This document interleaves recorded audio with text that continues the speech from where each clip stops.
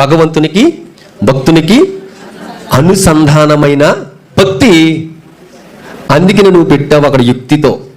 ఆ భక్తి అక్కడతో అయిపోయింది. అగరబత్తులతో పోయేది కదమ్మ ఇది.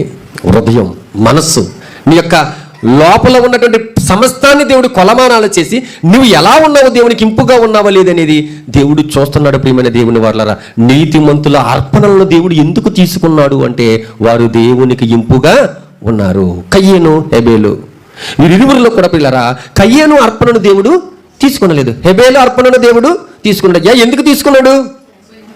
ఎందుకు తీసుకున్నాడు అంటే ఇక్కడ కయ్యేని ఇచ్చినటువంటి మెటీరియల్ బాగలేదనా?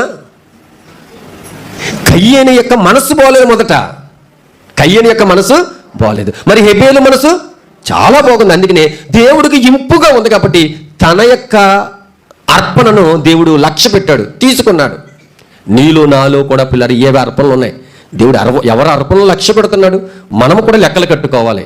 కయ్యేనులానే ఉంటే నేను ఎంత భక్తి చేసినా, నేను ఎంత చేసినా దేవుడు నన్ను లెక్క చేయడు. ఎందుకంటే నేను దేవునికి కంపుగా ఉన్నాను. లేదు, నా జీవితం దేవునికి ఇంపుగా ఉండాలి అని పిల్లరా నువ్వు బ్రతకగలగాలి. అందుకని ఆ రోజు పిల్లరా పదార్థాలలోను, పండ్లలోను, ఆకులలోను, పానీయాలలోను, తైలాలలోను, సువాసనను పిల్లరా మనుషులు ఇచ్చినటువంటి వారిని దేవుడు వారి మనసులో చూశాడు.